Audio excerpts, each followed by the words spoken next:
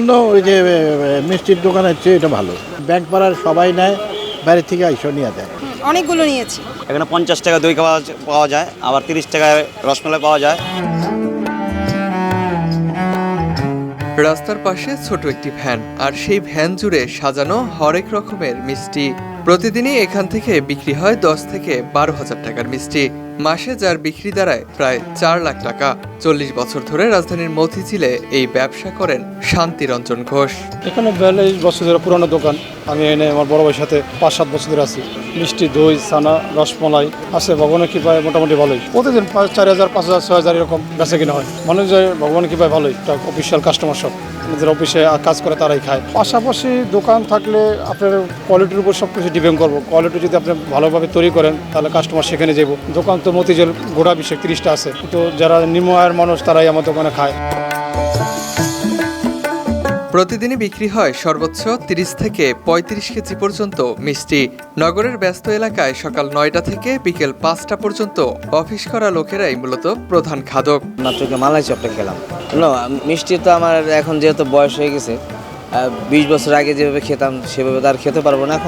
এখন তো সবাই মিষ্টি কম চাচ্ছে, মিষ্টির মধ্যে মিষ্টি কম, তো সেই তুলনায় ভালো। তো মালাই চপটা আমার কাছে ভালো লাগবে। অনেকদিন পরে খেলাম, আগেও খেতাম, আরও 15-20 আরও 20-25 বছর থেকেই উনি বসেন, মনে হয় আরও আগে থেকে বসেন। তবে প্রতিটা কোয়ালিটি ভালো, মানসম্মত আছে, খারাপ না। যদিও অনেকে মনে করে যে না এটা রাস্তা হলো এগুলা কোয়ালিটি ভালো, আদারওয়াইজ এখানে হয়তো বা কেউ খেত না। সুলভ মূল্যে মিলছে মালাই চপ, রসমালাই, চমচম, রসগোল্লা, দই, কালোজাম। এক ভ্যানে যেন মিষ্টির ছোট এক জগৎ। স্বাদের এই তালিকায় আছে লাড্ডুও। গুণগত মানটা খুবই ভালো। এটা আপনার ধরেন অন্যান্য ওই যে মিষ্টির দোকানের চেয়ে এটা ভালো। দীর্ঘদিন যাওয়ার ব্যবসা করে একই জায়গায়। বাঙালির কাছে মিষ্টি শুধু খাবার নয়, অনেক সময় ব্যস্ততার মাঝেও একটু স্বস্তির বিরতি। তাই 1-2 টুকরো মিষ্টিতেই জুড়ে যায় কারো ক্ষুধা, আবার কারো মন। 30 টাকায় রসমালাই কোনো জায়গায় পাওয়া যাচ্ছে না, আর কোনো জায়গায় খাইতে গেলে 30 টাকা পাওয়া যায় না। এখানে 50 টাকা দই পাওয়া যায়, আবার 30 টাকায় রসমালাই পাওয়া যায়, আর ছানা পাওয়া যায়। এই জন্য এখানে আইসা খাই মাঝে মধ্যে। আমি বেশিরভাগই আইসা খাই। ওদিনকে আমি দই খেয়ে গেছি, রসমালাই খেয়ে গেছি, এখানে থেকে কমে পাওয়া যায় দেখি, আর জিনিসও ভালো না। এর দোকানটা আমি মোটর লাইন ডিপেন্ডেন্ট ছিলাম। আমি বহুদিন ধরে এই দোকানে খাই, মিশা থেকে লাভ নেই। আমি প্রায় আমার বয়স প্রায় 43 বছর চলে। আমি 20 বছর মোটর সার্ভিস ছিলাম। বাসের আমি অফিসের ডিউটি করছি, ওই সঙ্গে সে এই দোকানে খাইছি। মিষ্টির প্রতি বাঙালির এই ভালোবাসা নতুন নয়, তবে মতিঝিলের মতো ব্যস্ত এলাকায় প্রতিদিনই আসছেন এখানকার কর্মজীবীরা মিষ্টি খেতে। কেউ নিজে খাচ্ছেন, আবার কেউ বা পরিবারের জন্য সাথে করে নিয়ে যাচ্ছেন এই মিষ্টি। অনেকগুলো নিয়েছি। মিষ্টি কিনলাম, দই কিনলাম।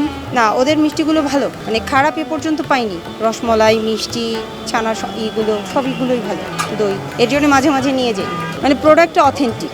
আমরা অন্যান্য মিষ্টির দোকানে যেরকম দেখি তার থেকে ভালো। সবাই মোটামুটি ভালোই বলে। বাসায় এ পর্যন্ত আমাকে কেউ বলেনি যে খারাপ, খেতে পারছি না। খাওয়ার পরে যেমন মিষ্টির দোকানগুলিতে বাসি মিষ্টিও আমরা পাই, ওদের এখানে সেটা পাই না। আর এসে কমপ্লেন যদি করি তাহলে ওরা নিজেরাই দেখে। অবশ্যই এ পর্যন্ত কমপ্লেন করার দরকার হয় নাই।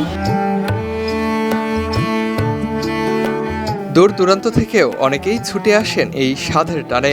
নিয়মিত ক্রেতাদের বড় একটি অংশই আসেন ব্যাংকপাড়ার বাহিরের থেকে।